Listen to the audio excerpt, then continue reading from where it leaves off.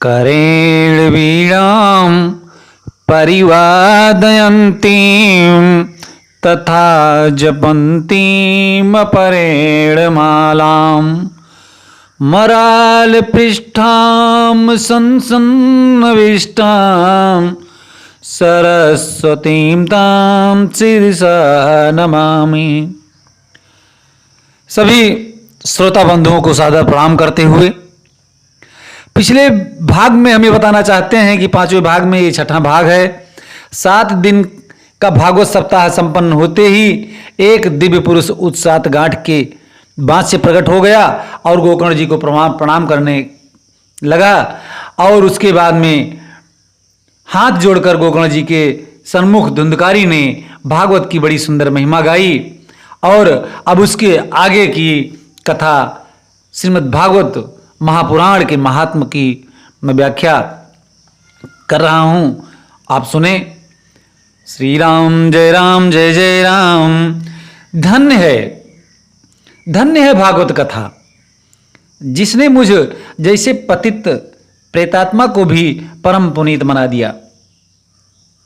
यह बातें महिमा गाने के बाद गोकर्ण जी से धुंधकारी कहने लगा, अरे सब प्रकार के पापों को भस्म करने वाली इस कथा में भला कौन अवगाहन नहीं करना चाहेगा। यह शरीर जो नाशवान है, प्रातः जो भोजन करते हैं वह शाम तक बुझ जाता है। ऐसे अन्न से बनी हुई यह काया कितने दिन तक टिकेगी।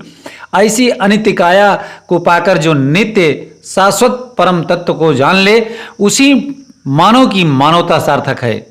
अन्यथा बुद्ध बुदायु तो एसु मस्कायु जंतुसु। पानी में बुलबुला पैदा हुआ और फूट गया, मच्छर पैदा हुआ और मर गए। ऐसे ही आप मानव शरीर पाकर खाने पीने और सोने में ही समय समाप्त करके चले गए, तो उसमें और हम में क्या अंतर रहा। भगवान की यह मंगलमयी कथा संसार के समस्त प्रकार के पापों को प्रक्षालन करने में समर्थ है। कथा मंदाकिनी में स्नान करते ही जीव के समस्त पाप धुल जाते हैं। संसार करदल माले प्रक्षालन पटी ऐसी, सारे संसार का कीचड़ धुल जाता है। भयंकर गर्मी पड़ रही हो, लंबी यात्रा करके पसीने से आपका शरीर लथपथ हो रहा हो, धूल मिट्टी पूरे शरीर में लगी हो, लेकिन गंगा मैया में जैसे ही गोता मारा कि गर्मी का पता नहीं चला और कहाँ भाग गई धूल मिट्टी भी सारी धुल गई, देह चमकने लगी। उसी प्रकार से जीव के मन का ताप और मैल दोनों ही भागवती ज्ञान गंगा में गोता लगाने से धुल जाते हैं। धुंधकारी जी भागवत की महिमा गा ही रहे थे कि इतने में एक दिव्य अलौकिक विमान आकाश मंडल में प्रकट हो गया और विमान से भगवान के दिव्य पार्षद नीचे उतरकर धुंधकारी को भगवत धाम ले जाने के लिए आए। तो धुंधकारी सबको प्रणाम करके विमान में बैठ गया। गोकर्ण जी ने भगवत पार्षदों से पूछा, अत्रैव बहवः सन्ति श्रोतारो मम निर्मलाः आनीतानि विमानानि न तेषां युगपुत कुतः। यहाँ हजारों श्रोताओं ने बराबर कथामृत पान किया है, तो आपने सबके लिए विमान प्रकट क्यों नहीं किए, एक ही विमान क्यों लाए। भगवान के पार्षदों ने कहा, भैया गोकर्ण, श्रवणस्य विभेदेन फलबोधो न संस्थिता श्रवणं तु कृतं सर्वेणं तथा मननं कृतं फलवेदस्ततो जातो भवनादपि मानद। कथा तो सभी ने सुनी, परंतु मनन पूर्वक जो कथामृत पान करना चाहिए वह केवल धुंधकारी ने ही किया। कुछ लोग समय पास के लिए ही कथा में आते हैं और कुछ छिद्रान्वेषण करने आते हैं, तो कोई व्यवहार निभाने आते हैं। परंतु वास्तव में जो आत्म कल्याण की भावना से कथामृत पान करते हैं, निश्चित रूप से उनका कल्याण होता है। पर यह भावना तो केवल धुंधकारी में ही थी। सब पार्षद विमान को लेकर धुंधकारी के साथ तो चले गए, पर सभी श्रोता उदास हो गए। गोकर्ण जी बोले, चिंता मत करो, अब की बार कथा का आयोजन फिर करेंगे। श्रावण मास में पुनः एक भव्य आयोजन किया। आप अब की बार श्रोतागण इतने सावधान थे, अब की बार चूक न जाएं। तो गोकर्ण जी ने जब सप्ताह संपन्न किया तो जितने श्रोता थे उतने ही विमान प्रकट हो गए। स्वयं भगवान श्री कृष्ण ने प्रकट होकर गोकर्ण को हृदय से लगा लिया। अयोध्यावासिना पूर्वम यथा रामेण संगता तथा कृष्णेन ते नीता गोलोकम योगी दुर्लभम। जैसे श्री राघवेंद्र प्रभु के साथ समस्त अवधपुर वासियों ने अपने परम धाम को प्रस्थान किए थे, ऐसे ही आज गोकर्ण जी के साथ श्रोता समुदाय भगवान के परम पद को प्राप्त हुआ। सनकादि कहते हैं, अब बताइए नारद जी, आप कह रहे थे कि कैसे कैसे पापी तर सकते हैं, तो बताओ। धुंधकारी जैसा प्रथम श्रेणी का महापापी जो प्रेत योन में पड़ा हुआ था, वह भी कथामृत पान करके परम पावन बन गया, तो छोटे मोटे पापी तर जाएं तो कौन से आश्चर्य की बात है। देवर्षि नारद सुनकर गदगद हो गए और बोले, महाराज एक अंतिम प्रश्न और कर रहा हूं। भागवत कथामृत पान करने के नियम और विधि क्या है? कथा करवाने में खर्चा कितना आएगा? सनकादिकों ने सबसे पहला यही नियम बताया। प्रायः लोग जल्दी ज्यादा पूछते हैं कि महाराज कथा करवाने का मन तो बहुत है, पर इसमें खर्चा कितना आ जाएगा? तो वही खर्चा सनकादियों ने सबसे पहले बताया। विवाहे यादृशं वित्तं तादृशं परिकल्पयेत। जैसे हम बेटी के विवाह की तैयारी धूमधाम से अपनी सामर्थ्य अनुसार करते हैं, ऐसे ही भागवत का समारोह अपनी सामर्थ्य अनुसार भव्य दिव्य और बृहत करना चाहिए। जैसे बेटी के विवाह में कितना खर्चा आए यह पूछा जाए तो कोई बता सकता है क्या? हर व्यक्ति अपनी अपनी सामर्थ्य के अनुसार से बेटी का विवाह करता है, कोई थोड़े में तो कोई बहुत में। ऐसे ही अपनी सामर्थ्य के अनुसार भागवत का समारोह भव्य और दिव्य करना चाहिए, महोत्सव मनाना चाहिए। और यदि सकाम अनुष्ठान किया है तो किसी दैवज्ञ से बहुत बढ़िया मुहूर्त पूछना चाहिए। यदि निष्काम भाव से केवल भगवत प्रीत्यर्थ ही कथा सुननी है तो मुहूर्त का कोई महत्व नहीं, जब मन में आवे तब सुनो। सुंदर व्यासपीठ का निर्माण करो, किसी वैष्णव साधु पुरुष वक्ता को ही व्यासपीठ पर बैठाओ जो समझाने में कुशल हो। विरक्तो वैष्णवो विप्रो वेद शास्त्र विशुद्ध कृत दृष्टांत कुशलो धीरो वक्ता कार्योति निस्पृहा। कम से कम 5 ब्राह्मण का वर्ण करो जो 12 मंत्र ओम नमो भगवते वासुदेवाय, ओम नमो भगवते वासुदेवाय, ओम नमो भगवते वासुदेवाय का जप करते रहें, ताकि कथा में विघ्न बाधा ना आवे। और लघुआहार सुखावहा थोड़ा भोजन करो ताकि कथा में कोई विक्षेप ना हो, और जैसा शरीर हो तदनुसार व्रत लेवें।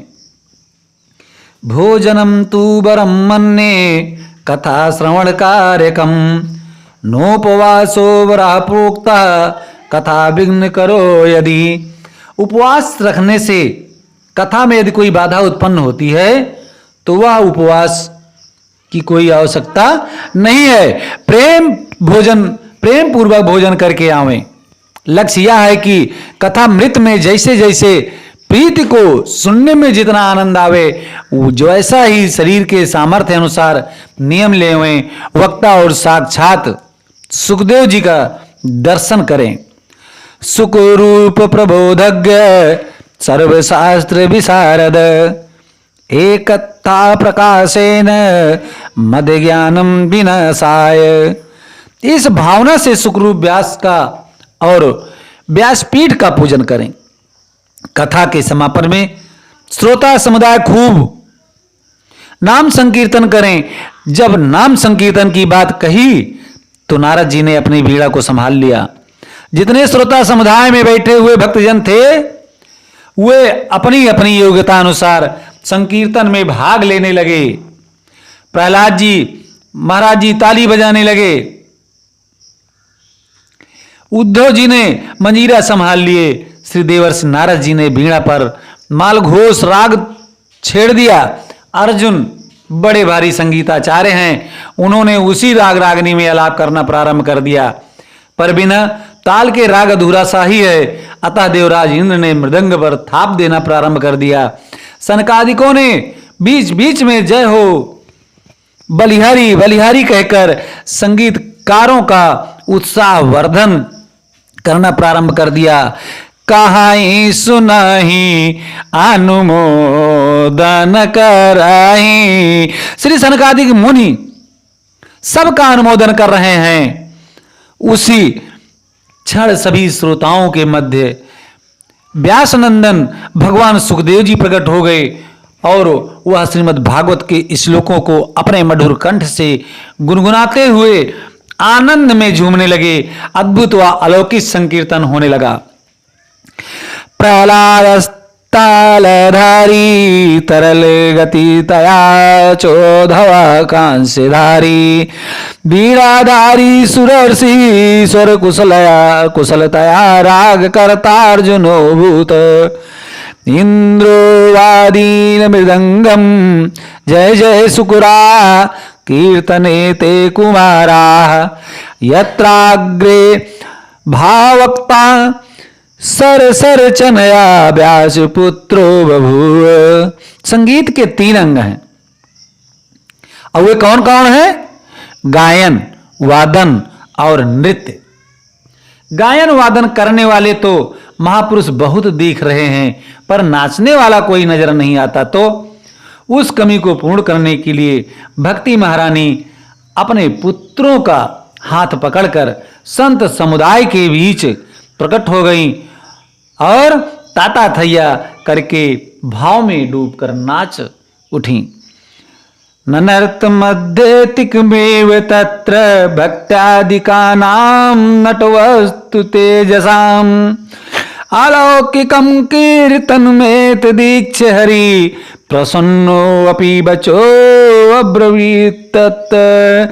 हरिद्वार में गंगा के आनंद तट पर अलौकिक संकीर्तन प्रारंभ हो गया।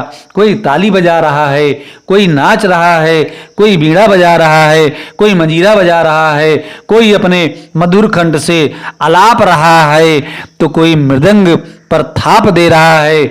समस्त श्रोता समुदाय, संत समुदाय, भक्त समुदाय झूम झूम कर इस संकीर्तन में नाच रहे हैं, गा रहे हैं। आइए हम और आप भी अपने मन को भगवान के इस मंगलमय नाम संकीर्तन में समर्पित करें। सखा सब प्रेम से बोलो, सखा सब प्रेम से बोलो, हरे रामा हरे श्यामा। सखा सब प्रेम से बोलो, हरे रामा हरे श्यामा। यही उपदेश अर्जुन को दिया था कृष्ण मुरारी ने। यही उपदेश अर्जुन को दिया था कृष्ण मुरारी ने। निकाला नाम चक्र से निकाला नाम चक्र से, हरे रामा हरे श्यामा। यही उपदेश मीरा को दिया था श्याम सुंदर ने। यही उपदेश मीरा को दिया था श्याम सुंदर ने। निकाला नाम मीरा से, हरे रामा हरे श्यामा, हरे रामा हरे श्यामा। यही उपदेश